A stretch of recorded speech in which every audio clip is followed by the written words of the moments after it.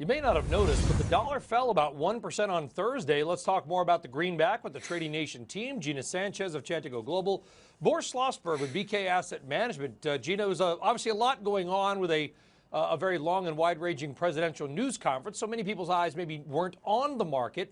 What do you make of the dollar weakness? As little as it was. Listen, it's one day. We're not going to make a trend, but you get the point. Well, I think the trend is still going to be for dollar strength, but I think that this dollar weakness is interesting and telling because Yellen was really out talking the dollar up. I mean, she was making fairly hawkish comments, and that should lead to a stronger dollar. And generally speaking, all else equal, that is what should happen. I think a lot of this speaks to a little bit of political uncertainty and some of the uncertainty that's being introduced into the markets right now. And I think that that is probably what's to blame for this. I don't think that it's going to last for very long, but you know, you're right, it doesn't make a trend. I think the general trend is still up. Do you see dollar-euro parity anytime soon, Gina? Well, that's not unreasonable right now. Not unreasonable. All right, Boris Schlossberg, do you agree that the trend is up for the U.S. dollar, or would you take the other side of that trade? Right now, I would take the other side of the trade. The market is not buying what Janet Yellen is selling, and that is actually a very, very telling sign.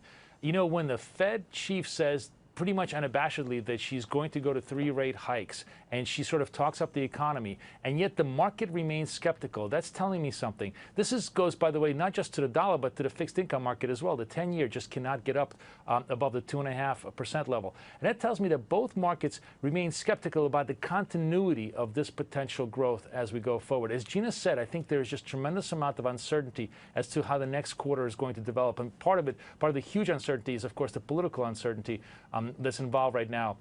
And I think all of those issues are making it very, very dangerous to be long dollar at this point. Dollar yen, which is a key barometer, I think, of dollar strength, has failed multiple times to take out the 115 level. Yeah. And until it really does go up to that level, I think the dollar is a sell, not a buy. Okay, well, hey, if you guys want to trade, you know, buy and sell to each other, you're on opposite sides. You got the bid and the ask right there. It's perfect. Gina and Boris both making good arguments. Thank you both very much. Folks, thank you for watching Trading Nation. I'm Brian Sullivan, and we'll see you next time.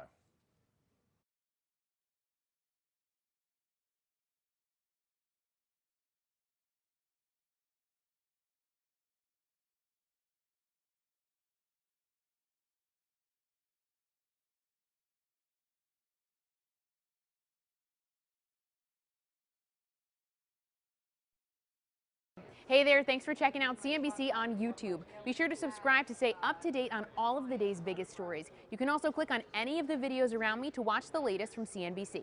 Thanks for watching.